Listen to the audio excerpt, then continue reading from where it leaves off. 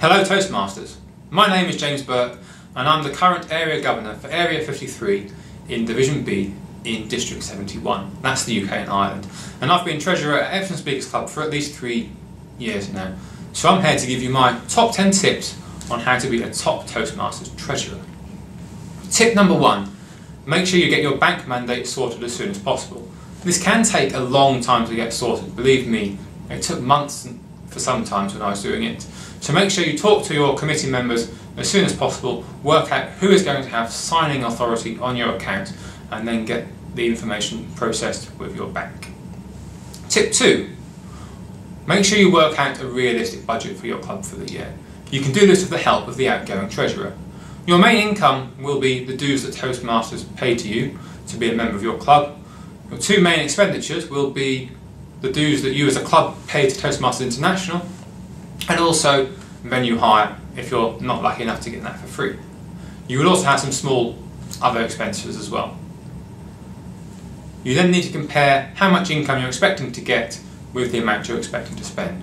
And if there's a shortfall, then you'll need to work out how you're going to plug that gap. Tip number 3, update your accounting spreadsheet frequently. You can keep a simple spreadsheet to record all the income and expenditure for your club.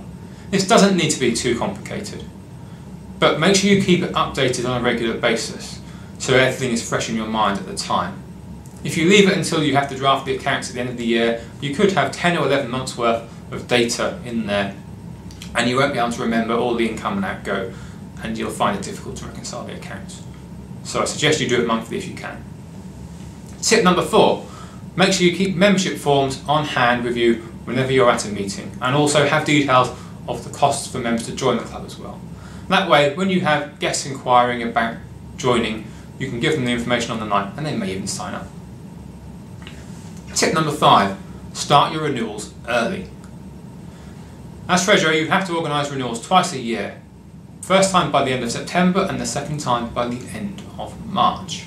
I would suggest you give your members 4 to 6 weeks advance notice that they need to pay their dues so they can bring the money along to meetings. Tip number 6, online banking and telephone banking. I suggest you encourage your members to pay online, so that way they can pay whenever they want to.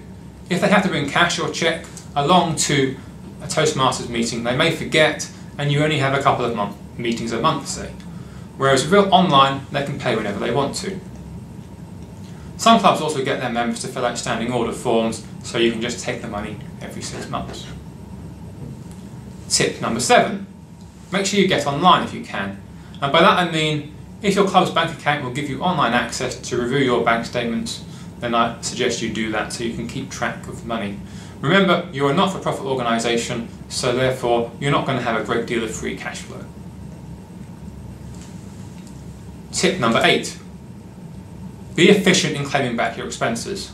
As Treasurer, it's likely that you will be putting a lot of the club's expenditure on your credit card. So you need to make sure you claim back the money from the club promptly and definitely in time before you have to pay your next credit card bill. That way you won't have to pay any interest. Tip number 9, claiming back Toastmasters expenses is more complicated. I suggest that firstly you print off a copy of the statement from Toastmasters International that tells you what you have ordered and the dollar value of that. And also you need to keep a copy of your credit card bill because that will show the pound amount as well. Make sure you consider that after any foreign transaction fees and any other charges you may get for your order being delivered into the UK. And finally, tip 10, a 2-year commitment. I strongly suggest you consider doing the Toastmasters Treasurer role for 2 years. That's because it takes at least 6 months to get up to speed with the role of Treasurer, and therefore by the time you've got up to speed it's almost time to give up. So therefore by doing it for 2 years you'll be up to speed in time for the 2nd year and you'll be able to do it a lot more efficiently. So those are my top 10 Treasurer Toastmasters tips. I hope you found them useful.